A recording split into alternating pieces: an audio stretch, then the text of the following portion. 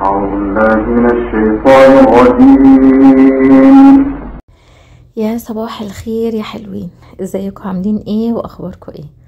وحشتوني قوي والله الفتره اللي فاتت، وعايزه اقعد اتكلم معاكم كتير، وان شاء الله بس افوق نفسيا واعمل بس معاكم ونتكلم ونهيص ونعمل كل حاجه. عايزه اقول لكم ان انا الحمد لله مش تعبانه جسديا، بس نفسي ربنا يعدلها على خير يا رب، اللهم امين. عايزاكم بس تدعوا لي اعدي المرحله دي على خير. اي نعم في ضغوطات، بس الحمد لله. الواحد ما يقولش غير الحمد لله طبعا. هنا اخويا خدني مروحني و وداني قدام باب العماره وقال لي مع نفسك عيشي سلم معاكي لحد ما تطلعي فوق.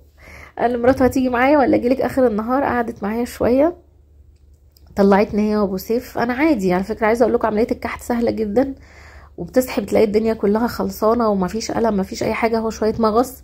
والمغص ده المغص اللي كان بيجي لي العادي، يعني انا دلوقتي قاعده مثلا بكلمكم في مغص، هو المغص العادي اللي بيجي لي على طول، اللي كان بيجي لي الفتره اللي فاتت، وانا مش عارفه ان هو سقوط، ومش عارفه ان هو في حاجه غلط، ما حطيتش في دماغي، ناسيه. بين الوبان وبين الحمل ده حوالي 4 سنين ونص، عارفين ما تنسي كل حاجه، مع الضغط اللي انا فيه ونفسيا مضغوطه، ما فكرتش في اي حاجه. كنت كل اللي بفكر فيه العيال والبيت والدنيا وماما لما وقعت واتكسرت والضغوطات اللي كانت عليا في الوقت ده، ما كنتش عارفه اني ممكن اكون بسقط والمغص ده سقوط. فالحمد لله، قدر الله ما شاء فعل.